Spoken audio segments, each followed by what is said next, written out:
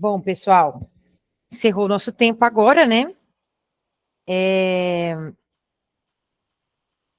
Eu fiz uma proposta, assim, que eu encaminhei para o professor Ângelo, e ele falou assim, Lola, você mastiga muito para as meninas, né? Eu coloquei até argumentações, coloquei ali sugestão de conectivos, isso tudo para facilitar, porque aqui é o momento do treino mesmo. Aqui é o momento para a gente treinar, acertar, errar, consertar, ajustar.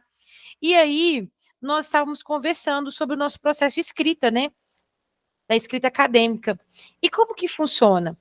Nós precisamos fazer a nossa autoanálise antes de encaminhar para o corretor, para o orientador ou para a banca, né?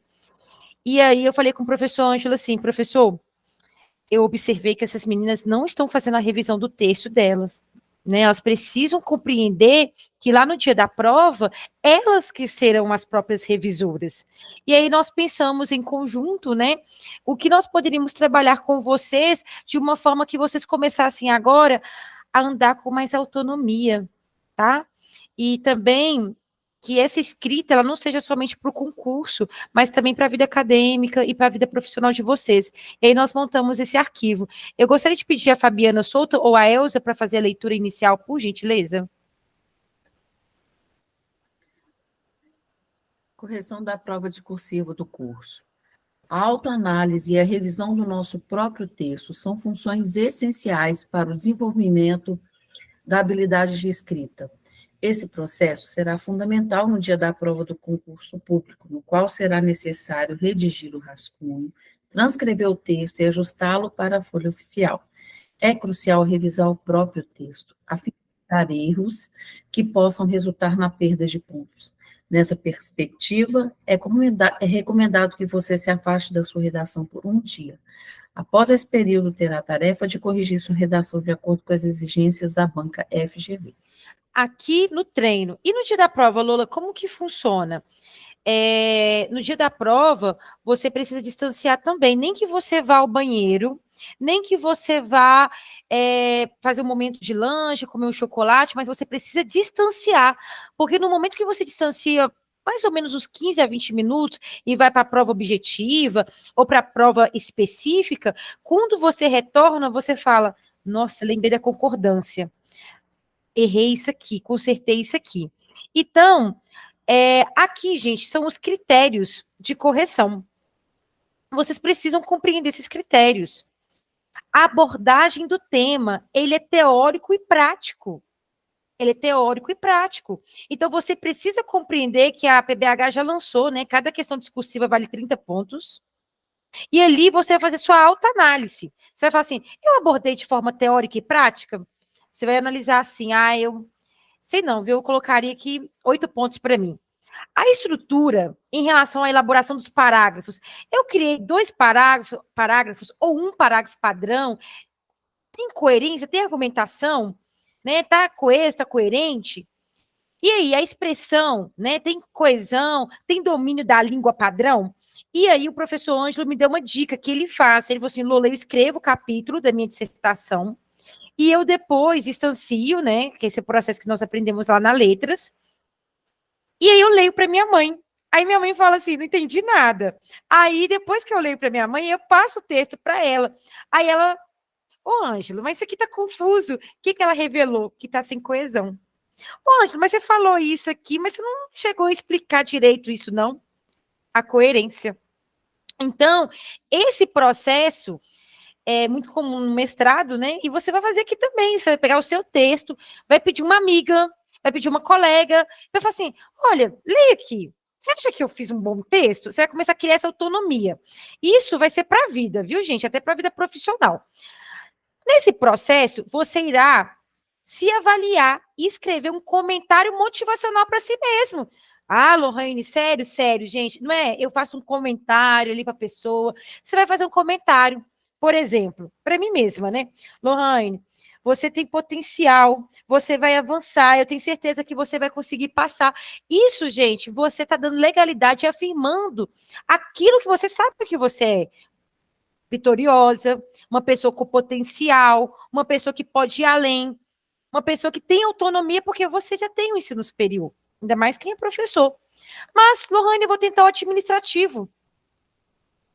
Eu sou do nível médio, tudo bem, mas você também tem autonomia, porque os meus alunos dessa linha Enem, eles também criam isso, né? Esse momento de escrever para si mesmo vai trazer para você uma energia positiva, sabe? Isso que eu estava conversando com o professor Ângelo. E esse compartilhamento, ele compartilha muito comigo. Então, ele escreve, ele me manda também. Aí tem hora que eu falo, professor Ângelo, eu não entendi nada disso. Como que funciona isso na literatura? Então, ele tem que me explicar. Esse processo que ele explica, ele se prepara já para a defesa dele. Bacana? Certamente você perceberá alguns erros, tais como concordância nominal e verbal. Depois, quando eu revejo os meus vídeos, eu percebo que eu mexo muito, eu percebo que, sem querer, eu falhei, né, na oratória, na dicção, eu percebo algumas coisas.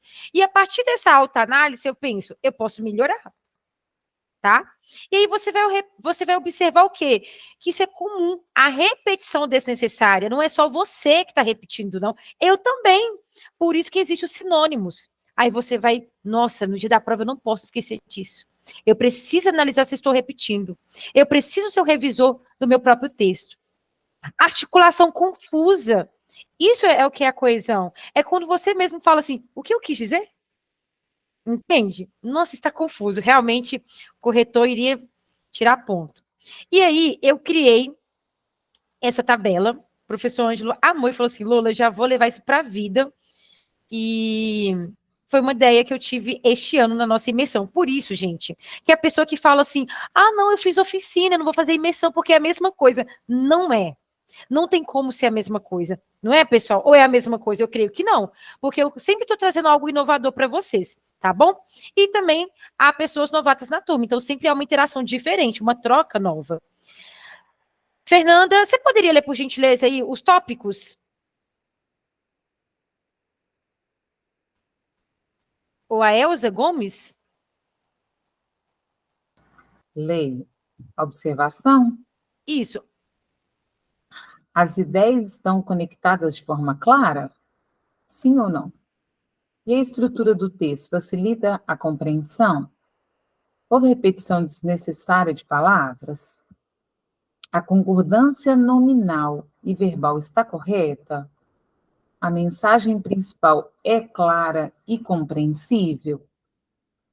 As palavras escolhidas são precisas e adequadas? Foram cometidos erros gramaticais?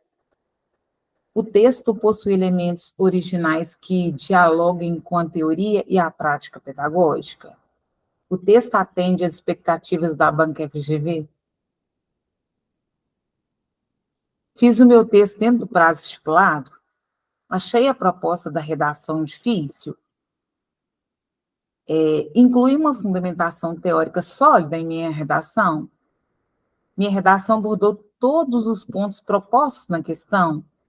Realizei uma revisão cuidadosa da redação em busca de erros? Sou capaz de reconhecer e analisar as fraquezas em minha própria redação? Essa atividade me ajudou na compreensão da minha escrita, possibilitando avanço e atenção nas próximas redações?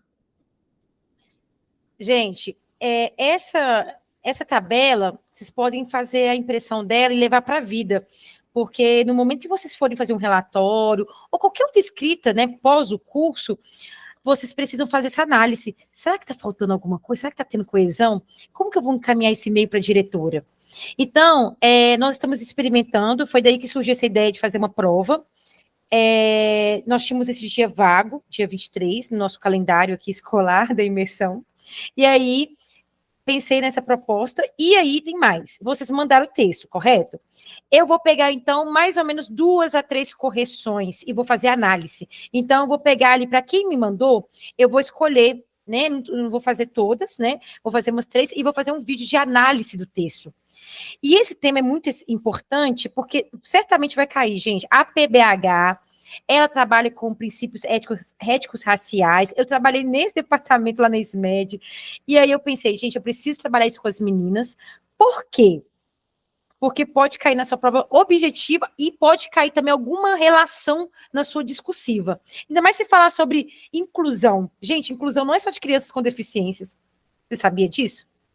Inclusão também é você atender, né, da melhor forma possível as crianças lá do Quilombo, que tem lá no Ribeiro de Abreu, por exemplo, Regional Norte.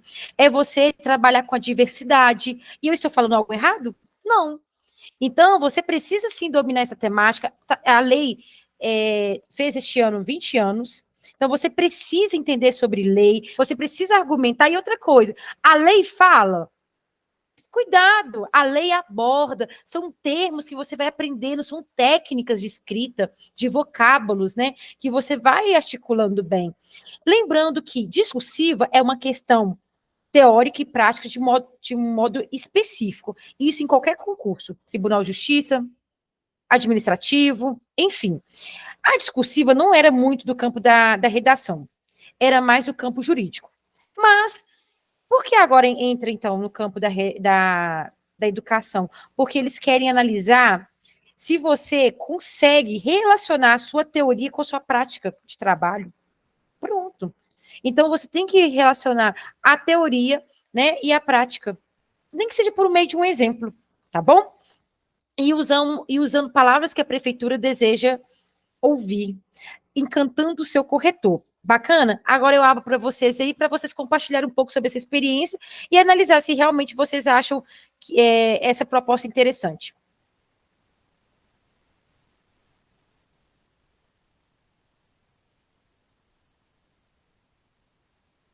Podem falar no áudio, viu, gente? O Lola, eu achei assim fantástico. E mais legal que você deu a dica do site, eu li lá o Novembro Preto. Então, assim, foi muito rico, eu gostei muito do trabalho que eu fiz. Eu dei conta, eu tô suada aqui, só que eu simplesmente não consegui enviar, então eu perdi a correção. O computador tá aqui, ele deu um pau, ele não vai. Parece que ele sabia que era o dia do simulado. Mas foi muito legal. Ô, Dani, fica tranquila, porque eu não farei todas as correções. Eu vou pegar umas 3 redações para fazer análise, tá bom?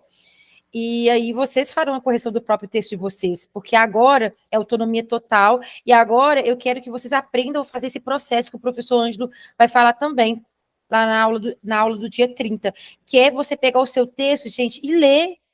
Nossa, será que eu argumentei certo? Sabe, será que tá bom mesmo?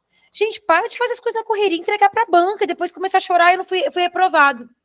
Não, você não foi, porque você não concentrou. E outra questão, eu fiquei nervosa aqui. Gente, é controlar, entendeu? Não, aqui é um simulado, aqui, ok. Lá no dia também, tranquilo, aqui eu vou fazer essa prova aqui porque eu tenho potencial para passar. Você precisa também começar a mudar sua mente, sabe? Tudo começa aqui, gente, ó, na batalha, ó, campo de batalha aqui, é a nossa mente. Aqui eu consigo pensar coisas negativas sobre o outro e sobre mim. Eu consigo pensar coisas positivas. Tudo começa aqui, ó. A pessoa ela pensa demais, ela fica neurótica. É sério. Ela não se liberta, ela se esconde. Tudo começa na mente. Às vezes você conhece uma pessoa que tem câncer e ela tem a mente positiva, ela é curada, ela tem energia. Você fala assim, não, mas a menina estava doente, mas está fazendo live, está abraçando todo mundo, está compartilhando ideias. E aí você vê uma pessoa, às vezes, assim, que está bem, tem tudo, mas a mente, ela te coloca lá embaixo. Aí você não vai dar conta. Você estudou desde agosto e você não sabe escrever. Gente, como assim? Como assim? Você treina desde agosto comigo. Tem gente que treina desde o ano passado. Ô, Elza, você acha que você tem potencial para fazer uma boa discursiva? Eu fiz, você tá louca? Só li a primeira parte, desembolei, falei assim, eu vou ficar a tarde inteira igual eu fico as outras vezes. Falei, meu Deus, tem que correr contra o tempo, já tem que treinar isso aqui. Hoje é o dia de eu treinar o tempo. Sim. E eu não li nada sobre isso. Eu até comentei com a Fabiana Soto, como eu li, o que eu li lá, eu pensei que ia falar de educação integral. Eu não sei por que, uma intuição, que eu fiquei lendo esse trem de educação integral lá. Aí caiu isso, mas, assim, como eu fiz muitas atividades DCNs, e fala muito sobre essa temática, BNCC também, eu falei, então tá, vem cá. Eu não li os outros, depois eu vi que você colocou tudo bonitinho lá, né?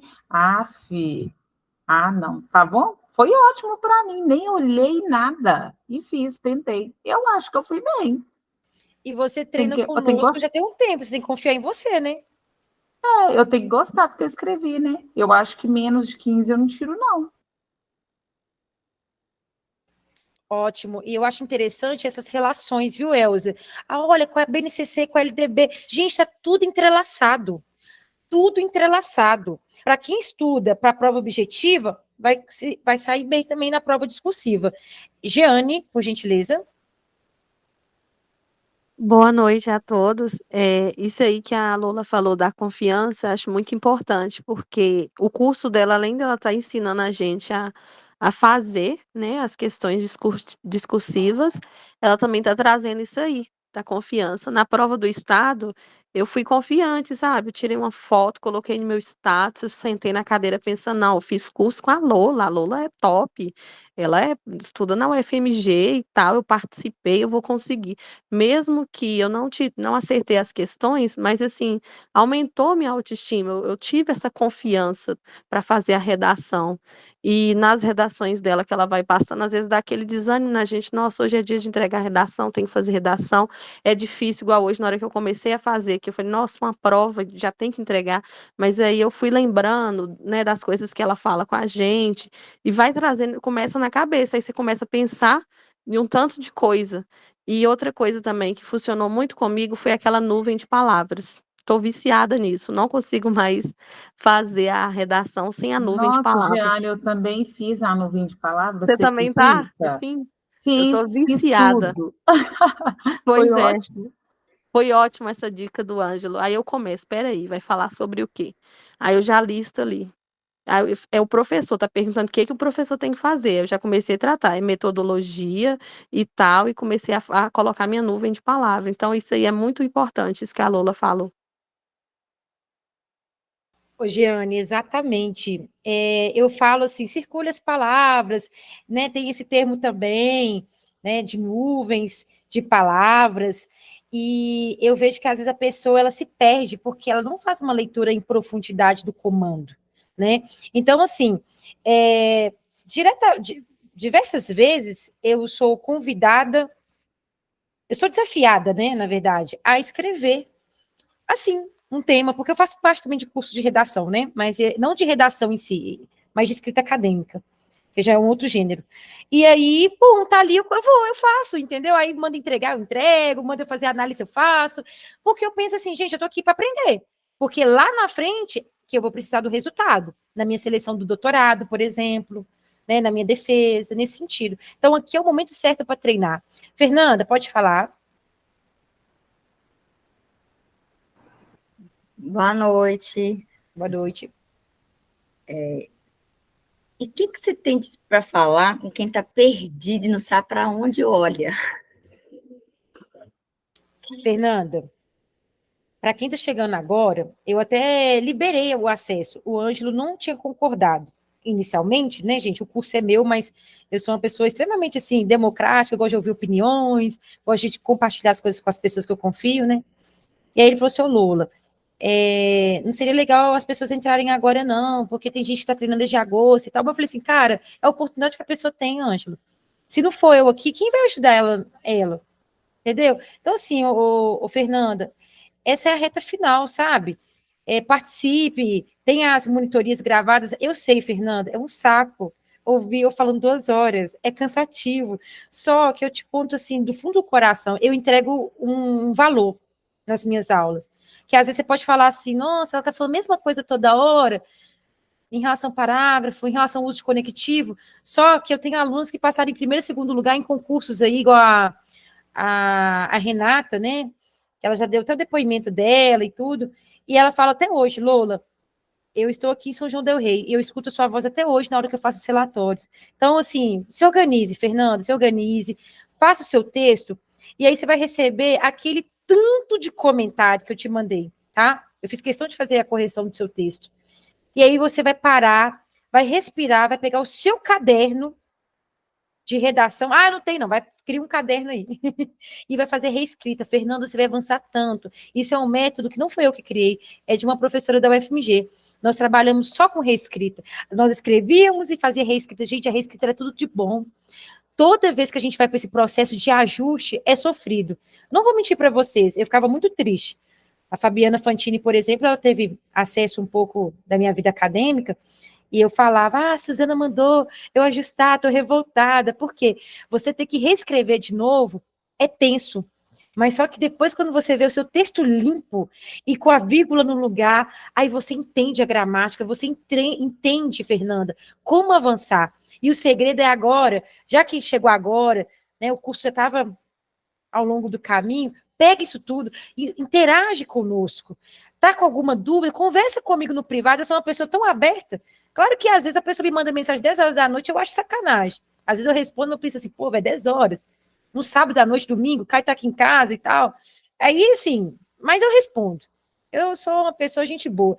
Mas durante a tarde, se você me mandar mensagem, é bom que eu nem durmo, né, Isa? Ô, Isa, bom que eu nem durmo, faço questão de responder você. Tá bom, Nanda? Pode falar aí no áudio o que você pensa aí. Você tá conseguindo, Nanda, acompanhar a correção?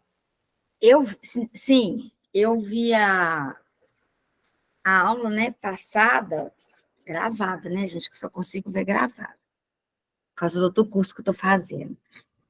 E porque o outro curso, ele não é gravado, aí tem que assistir. Aí que eu vi que, senão eu ia anular mesmo, se não fosse esse curso. Porque aí que eu percebi que teria que mencionar a prática. Nas primeiras redações que eu fiz, eu não coloquei a prática.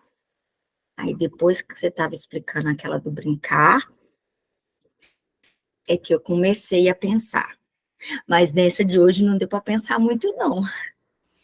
Quando a gente pensa em prática, Fernanda, a gente pensa em roda de conversa. Gente, olha um exemplo bom de algo prático. Trazer reflexão para os estudantes por meio de roda de conversa já é uma questão prática. Anota isso aí, minha gente.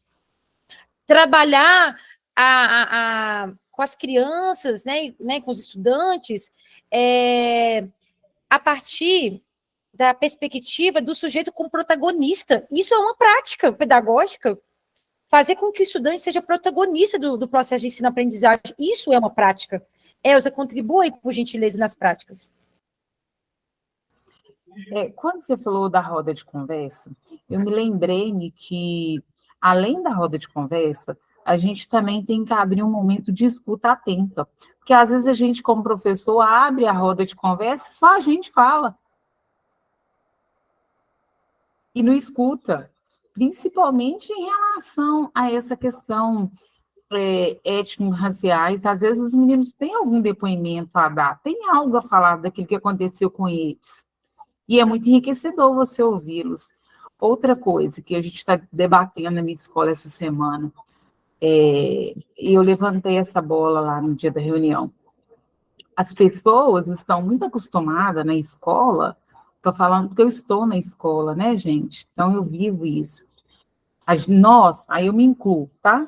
Como professor também. A gente está acostumado a levantar muito essa bandeira quando se aproxima a data. No dia 20 de novembro, que é o Dia da Consciência Negra. E os demais dias do ano? Várias pessoas sofrem racismo. São maltratadas pela cor da sua pele. E aí? Os outros dias do ano, a gente não trata isso? Não fala? Sabe? Achei pertinente levar isso para a escola e para a redação. Maravilha, excelente posicionamento. Adorei a questão da escuta atenta, anotei aqui, vou colocar sempre no meu caderno isso, que é uma prática também. A roda reflexiva, uma questão que eu e o professor Ângelo estamos trabalhando nessa perspectiva é a leitura terapêutica, tá? Que é você trabalhar com fábulas com as crianças e fazer esse momento de conscientização, já é uma técnica que a gente trabalha da psicologia da educação. Gestão democrática é uma prática também pedagógica, no momento que você relaciona família, comunidade escolar, todo mundo nessa participação, sempre colocando que a família é importante. Bacana? Primeiro, Giane Nascimento, posteriormente, Fabiana. Como prática, eu coloquei também a questão da metodologia interdisciplinar. Não ser trabalhado só de forma isolada no Dia da Consciência Negra, ou na matéria de história. Mas, por exemplo, conhecer a história dos povos africanos e indígenas, né? E nas brincadeiras, pesquisar quais brincadeiras que eram, entendeu? Conhecer na história, aí em educação física realizar as brincadeiras. Aí em matemática, deixa eu ver o que eu coloquei, trazer uma questão de probabilidade que envolve o tema e trabalhar de forma interdisciplinar. Eu sou fã desse trabalhar de forma interdisciplinar. Na minha faculdade falava muito sobre isso, das matérias não ser trabalhadas só de forma isolada, esses temas, entendeu? Mas ser trabalhado em conjunto. Eu acho que é uma prática. O que você acha, Lula? Será que está certo? Giane, maravilhoso, sabe por quê? É o que aconteceu na minha escola, na Loreto. Nós fizemos a mostra cultural e a professora, ela trabalhou os jogos e brincadeiras tradicionais dos povos indígenas, dos povos africanos, e foi um sucesso.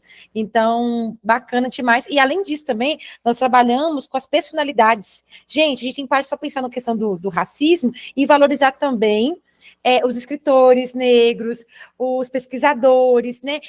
Os jornalistas, igual aquela que faleceu, a Glória Maria, trazer isso para as crianças, para eles perceberem também que tem pessoas potenciais demais. Bacana? Então, legal demais isso aí, Giane, amei. E uma prática também é trazer a amostra cultural e convidar a população, a comunidade externa. Fabiana Souto. Lohane, eu coloquei na minha redação a questão da roda de conversa, a questão de colocar o aluno como protagonista nesse processo, que ele possa falar sobre suas vivências, suas experiências, sobre a sua hereditariedade, e eu coloquei um negócio também, que é conversar sobre as leis brasileiras. Os alunos, eles precisam entender as leis, porque dessa forma eles podem exercer a cidadania. Agora, eu queria saber de vocês uma coisa, uma opinião que eu estou perguntando, porque eu não estou em sala de aula. Eu acredito que a roda de conversa não pode ser só um momento de vez em quando. Eu acredito que a roda de conversa precisa ser sempre, para que os alunos tenham tempo de se expressar, de conversar sobre esse assunto e depois voltar com aquele assunto, e aí começar a desenvolver ali uma empatia, sabe? Começar a criar uma empatia, um conta a sua dor, outro conta que sofreu um preconceito na padaria, aí mais para frente o outro vai lembrar, aconteceu isso comigo, com a minha mãe, mas eu acredito que isso vai precisar de tempo.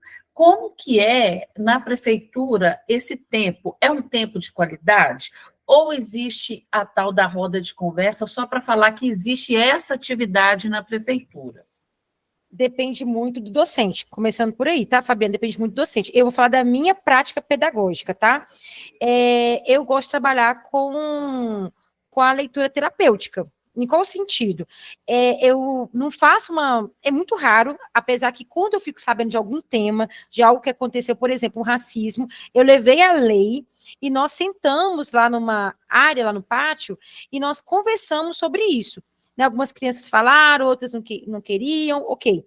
Só que quando a gente trabalha com uma fábula, quando a gente trabalha com um texto literário, ainda mais com as crianças do 1º ao 5º ano, é possível fazer uma leitura direcionada e também atividades. Não pode ser só o bate-papo, a roda de conversa. Além disso também, não sei a Elza, mas eu gosto também de passar atividades para que eles façam em casa, para que eles façam com a família também, ou até mesmo como para casa. Minha prática, viu, gente?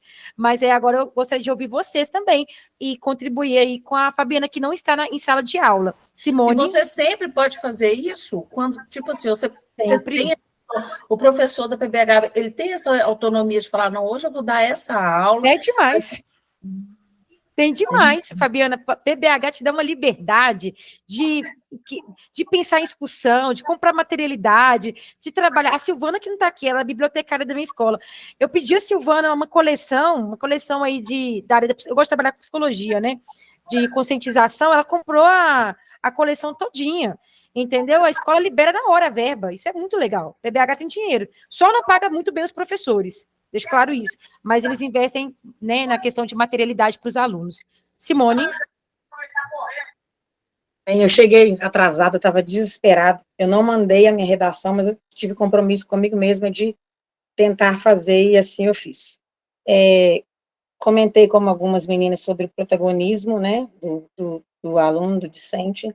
Na prática também comentei dessa roda de conversa, e eu achei interessante da gente, como educador, mediar isso, porque não fica uma coisa assim, sem dar-se o início do tema, né, começa a se abordar o tema, mas às vezes pode-se perder o tema diante de tantas falas que podem se misturar, né.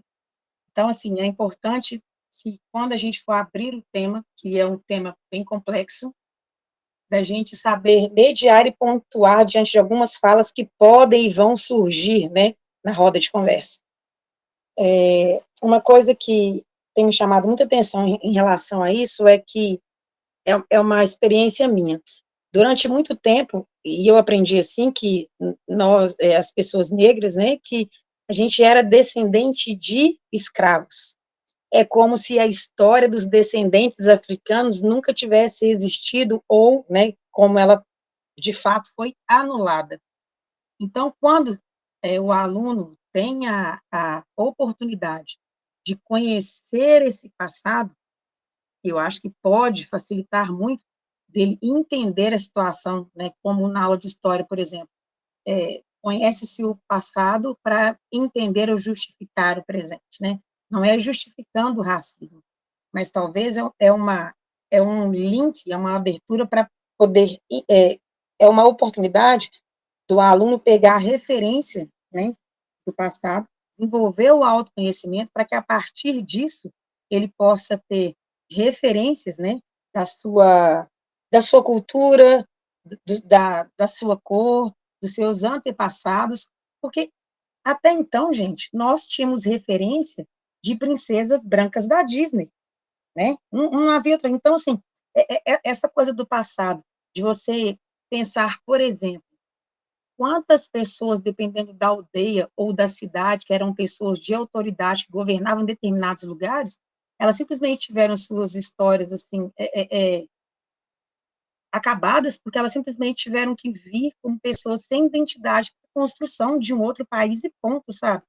Então, acho que a gente teve problemas na escola, eu trabalho em educação integral, essa semana, 2 crianças de praticamente o mesmo tom de pele, um chamando o outro de negro, e assim, a gente senta, conversa, e esse processo é repetitivo, é cansativo, infelizmente a gente não vai sanar isso tudo, mas assim, eu acho que a partir do momento que a criança conhece o passado dela, e o passado da história do povo dela, e a partir disso ela consegue desenvolver autoconhecimento, eu acho que fica mais fácil de trabalhar, porque isso pode abrir um leque para a criança, assim, se perceber, se situar, se identificar, se conhecer, porque até então, eu repito e vou finalizar aqui, até a adolescência eu me conhecia como descendente de escravo, ponto, né, porque toda uma história foi anulada. Então, hoje a gente tem muito material que acho que pode possibilitar conhecer essa outra história da África que há muito tempo assim foi anulada,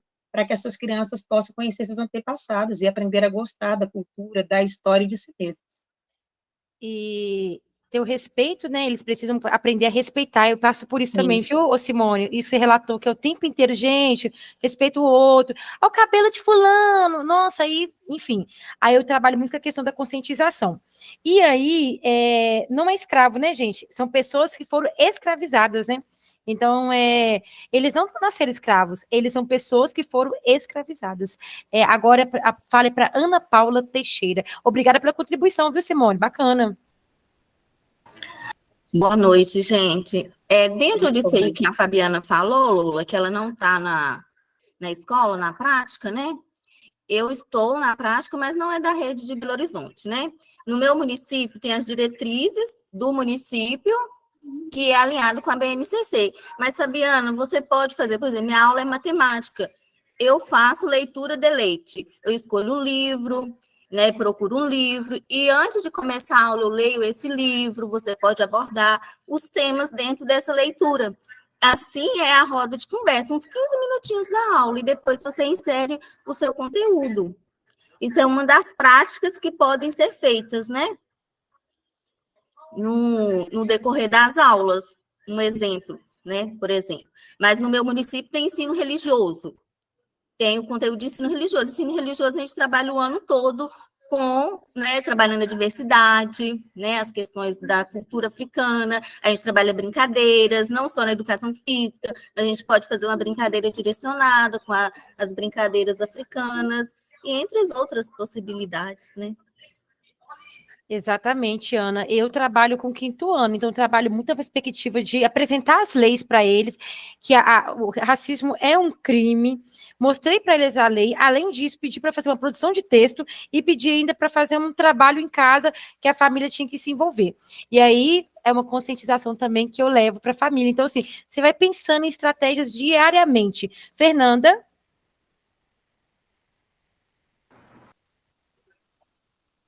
Comentar o que eu coloquei no meu texto, o que eu queria ter colocado, mas eu vou reescrever. Que historicamente as pessoas diferentes, né, não eram vistas, né, com preconceito e exclusão. E que o Brasil tem, né, já é marcado por ser um país preconceituoso. Agora, como práticas que o professor, né, ele, na intencionalidade dele, tem que estar... Como é que eu coloquei? Estou tentando lembrar. Na mobília, nas histórias, nos objetos, nas brincadeiras, tem que buscar trazer, fugir do padrão europeu, para propiciar para a criança outras culturas, porque se não for ofertado para a criança, se ela não conhecer, como que ela vai respeitar? É isso que eu consegui colocar. Ana, Fernanda, posso te dar uma dica? Pode. Anota aí, então. Pesquisar mais sobre o preconceito estrutural, que é um termo legal para você trabalhar na sua redação, o preconceito estrutural presente no contexto brasileiro. Aí eu acho que o seu texto vai ficar super rico. E, além disso, trabalhar com a perspectiva de descolonização. Estou falando algo errado aí, gente? É isso mesmo, né? Descolonização, que é trazer realmente representatividade de pessoas negras que fazem um trabalho legal, igual Conceição Evaristo, Ana Carolina de Jesus, enfim, né? E outros mais aí, que a gente pode trabalhar com a literatura também. Enfim, gente, são termos que vocês podem usar. Né, Elza? E aí, pode falar. Aqui, Fernanda, eu não sei se foi assertiva essa fala sua, falar que o Brasil é um país preconceituoso, não. Nós não somos conhecidos por isso lá fora, não. Muito pelo contrário. Nós somos um país totalmente miscigenado. Não, nós recebemos assim, influência de várias culturas. Elza, Nesse sentido, em qual sentido que você abordou, para eu compreender? Rapidinho, Fernanda e Elza, eu compreendi. De raças, etnias estão presentes no cotidiano. Tá, então você não afirmou que o Brasil é um país preconceituoso? Não, com essa frase. Aí eu li aqui. O preconceito, aqui, ó. O preconceito de raças e etnias também estão presentes no cotidiano brasileiro. Se não tivesse, a gente não estava discutindo isso. Fernanda, e aqui, eu afirmo no meu texto, qualquer texto meu, o preconceito estrutural está presente no contexto brasileiro. Elza, afirmo mesmo, mas eu usaria esse termo, preconceito estrutural está presente no contexto brasileiro. Pode afirmar, mas usando o vocábulo correto. Por isso que eu falei, eu te dei essa dica, Nanda, para você pesquisar. O preconceito estrutural, que é o termo que está todo mundo utilizando aí, até nas dissertações que eu pego aqui de mestrado do pessoal das ações afirmativas. Entendeu, Elza? Tá certo, Elza, ou não? Você acha que não? Que não é legal falar isso? Você pode colocar no contexto. Agora, afirmar que o Brasil é um país preconceituoso, nossa, se você for estudar a história dos outros países, você fica de cara, gente, não é, não. Eu estou falando de cenário mundial, né? Também não acharia se for legal, falar não. de cenário mundial, não, gente, isso não casa conosco, não. Muito pelo contrário, o Brasil é um país muito receptivo. Estou falando na totalidade, sabe? Falando a nível de mundo. Sim, mas, aí, por exemplo, se ela quiser afirmar, por exemplo, assim, olha, o preconceito estrutural está presente, né? Se faz presente no contexto brasileiro, em Sim, situações, faz por exemplo, presente. se Sim, faz, se né? faz Porque a gente. presente, é fato, se faz Sim. presente. Mas eu não posso afirmar, Que o Brasil eu não que o Brasil, o afirmaria. país né? É, Entendi isso, entendi. Sirlene, boa análise. Ô, Lula, boa noite, tudo bem, gente? Aqui, eu me perdi, o que eu estava anotando? O que você falou aí é sobre preconceito estrutural de quê? Desculpa, Ah, tá. É porque são conceitos que eu acompanho lá na pesquisa lá do grupo de ações afirmativas. É o preconceito estrutural, que é um termo que vocês podem pesquisar um pouco mais, até para fundamentar a redação de vocês, caso possa cair, viu, gente, na redação da PBH. E descolonização. O que seria isso? O que seria isso? É quando você. A colônia, né? Como a Fernanda falou algo legal que eu gostei, Nanda.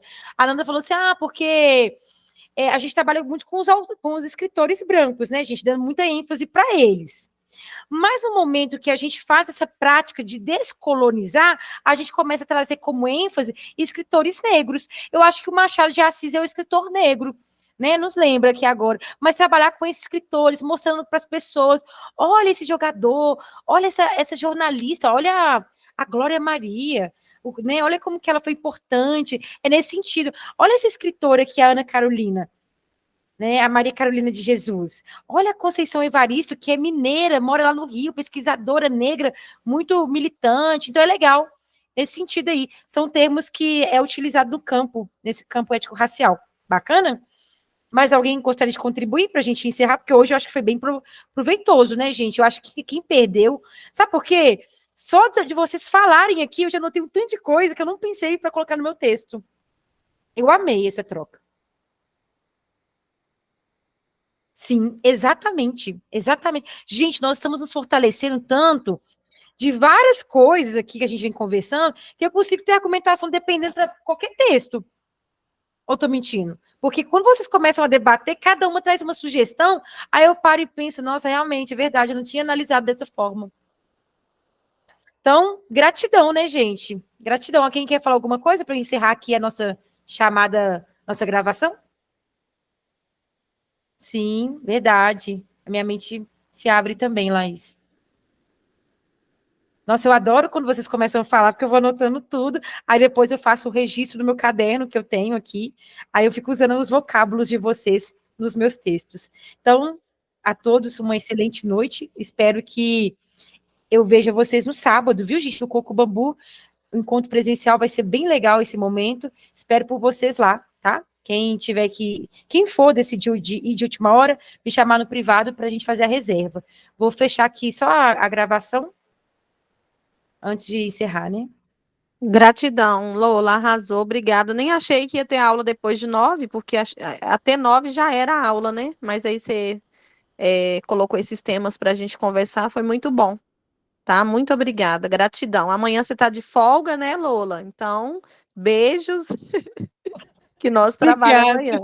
Obrigada, Jeane. E aqui, gente, não estava no planejamento, mas estou à disposição de vocês. E meu intuito é a aprovação, tá bom? Então, é isso. Obrigada aí pela participação de vocês e excelente noite. Bom